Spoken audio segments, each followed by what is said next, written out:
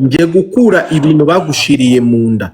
Ari ibintu ufite mu nda bigendana nawe n'amabule atatu y'umukara ituma wotabyara. Nimba narahamagawe n'Imana uyu munsi ndakubwiye ntango ndi burangize iyi live utarabiruka. Amen. Kubiyemo neza. Ntango ndi burangize live utararuka ibintu bagushiriye. In the mighty name of Jesus. Imana yanje irashashoboye kandi Imana yanje iracakora. Levana rabada basaya. Mutapinge screen umukoresha muri groupe 50 ndimo kuzamuka. Ibintu Roseline yakuroze ku mupfumu w'umugabo. Uriya mupfumu w'umugabo bamwita Olivier muri no minsi yagiye gukorera muri Zambia. Ariko uyu Roseline kugira ngo nkwereke ko ndi kubona kari we, Roseline yabyaye abana batatu.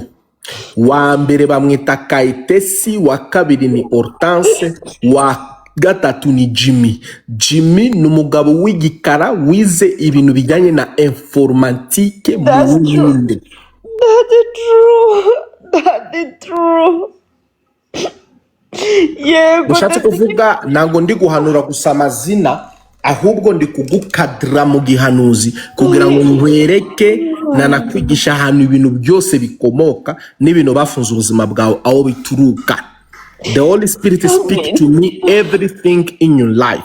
So in this moment, mwese mwandike good live muri commentaire. In this moment, kugira ngo batadukatira. In this moment, nje gukura uburozi bwose bagushiriye mu buzima. La tora magademo stotele verede kele. Tunga amaso nje kubihamagara. Biriya byose biri mu nda yawe uyu munsi, wagiye gushaka solution ahantu hose. Livere yo kubyara. Imana irambwiye ngo bigeze kugenda kureba umupfumu Nyamirambo.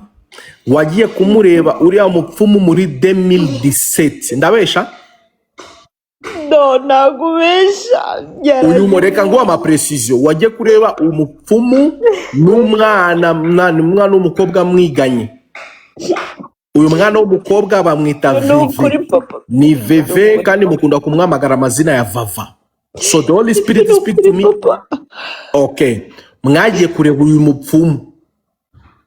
Nibyo rwose. Uyu mupfumu bamwitaga Kanimba. Uyu mupfumu ni Umutanzania wigeze kuza mu Rwanda kugira ngo ajya pfumura. Nawe wari uri mu bantu yafashije, ariko ntabwo yagufashije. Wamujyaniye 1,500,000 yarazikuriye na n'ikintu yakumariye, akaguha imiti y'ibinyoma, kandi iriya miti y'ibinyoma na kintu yagukoze. Papa, winyibutsa we. Shamana. Nukuri niko byagenda. So uyu munsi, my name is Prophet Joshua. So I prophesy for you in this moment. Uburozi bwose ufite munda. Funga maso. My goodness. Nje gutangira kazi. Letalabasonde levere de gleria. Mantalabasota idiakento de side. Letalta soter de fede de kedia. Unda eleva staverdo kelemanta. Mutapingo screen. Le barado stovere de gleria. Ibintu bashize mu nda y'uyu mukobwa. Mana nimba waramamagaye.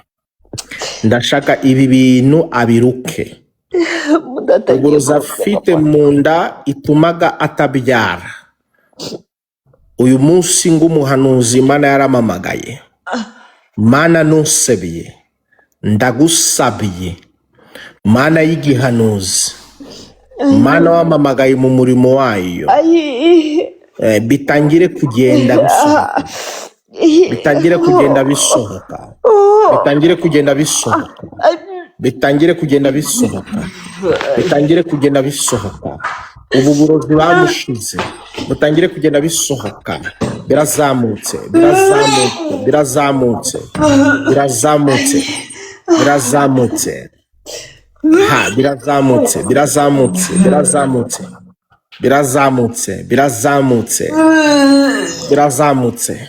Uburozi baguteze ndabuhamagaye. Levere ya bledeva. Ngibiriya biraje.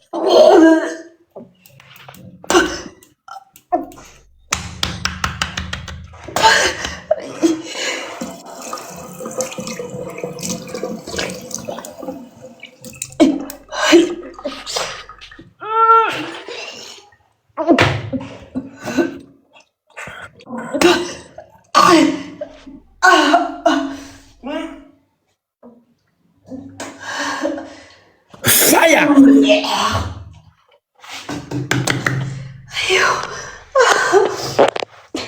Ibintu biri kuzamuka bikandika mu muhogo.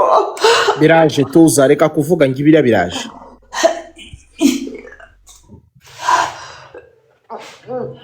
Reka ndagutabaye wowe. Ndagutabaye Imana yanjye irashoboye. Ndagutabaye wowe. Uburozi umaranye nayo imyaka 35. Urabimaranye mu mubiri imyaka 35 ndabisohoye. In the mighty name of Jesus Christ. Nibikubonye.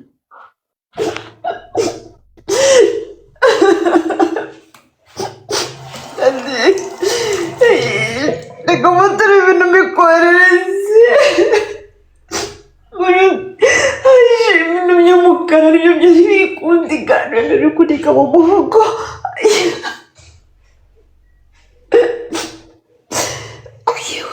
Turi kutumbura duto.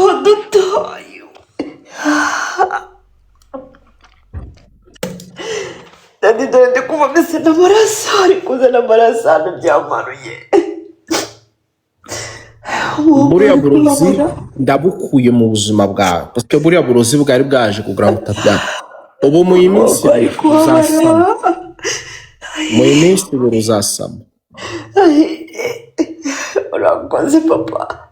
Mu iminsi ibiri uzasama in the mighty name of Jesus. I'm telling you, mutapinge screen. Mu iminsi ibiri uzasama nimba Imana yaramamaye. Lozanda rada basoveredele. Urakoze papa.